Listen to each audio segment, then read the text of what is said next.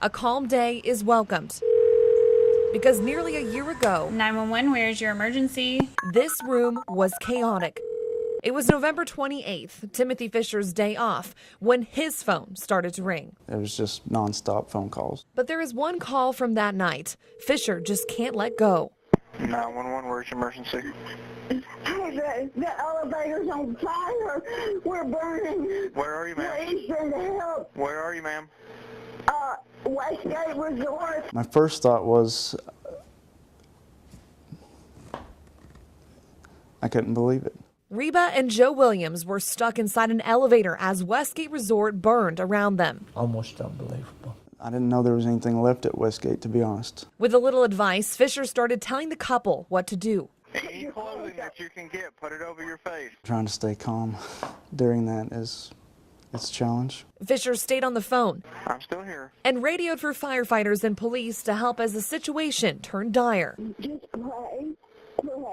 They're on their way as fast as they can get there, okay? Please, God, let them get there fast. When we realized nobody's coming, that's when Joe said, we're not going to make it out. And that's when we said, see you in heaven. As fear started to creep in, so did the smoke, but Reba and Joe kept calm. We didn't panic. I'm still amazed that we didn't scream or yell or anything. We just sit there calmly on that hot floor of the elevator. Meanwhile, Gatlinburg Fire Captain Wayne Brandenburg was rushing to respond. We took off and we went up through there, and there was still a lot of down trees, a lot of real thick smoke and fire. Little did we know how severe the situation was. And as Fisher kept reassuring Reba on the phone, he soon learned it was a matter of life or death. Reba, how long have y'all been in the elevator? You just got in it right before you called?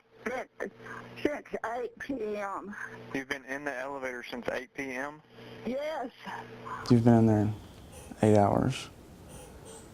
Just the two of you, 8 hours. Still, Fisher kept her calm. They're getting closer, Reba. I'm still here with you, okay? And when firefighters arrived, the building was starting to collapse. I felt my heart drop. I didn't think we would find anybody alive. I saw sparks at the bottom, at the base of the elevator door. So that's when Joe said, we're trapped in this metal box. But Fisher had an idea. Just kept calling, hoping that they would hear the phone ring. It worked. And sure enough, we heard them hollering for help. I remember at some point I saw Jesus, and then it was about that time that I heard somebody say, ma'am, you've got to stand up so we can get you out. They pried open the elevator door and rescued Reba and Joe. Brandenburg then made the call Fisher was waiting for all night. We have located and rescued both people in the elevator. I'm very proud that we found them, and they are alive. It was finally something good. While he was with them on the phone, Fisher says God was with Reba and Joe inside that burning elevator car. He was with them, and that's the only reason it happened. Oh, I know, he had to be. But first of all, the peace that we had is just not explainable any other way. And now, when she tells their story, there's a Bible verse she's bookmarked. The whole Psalms 91 will blow you away. Psalms 91:1 represents the 911 call that led to their rescue. He who dwells in the shelter of the Most High will abide in the shadow of the Almighty. Reba and Joe believe God put them in the elevator that night to save them from the fire until help arrived. They found us and got us out. That's all that counts.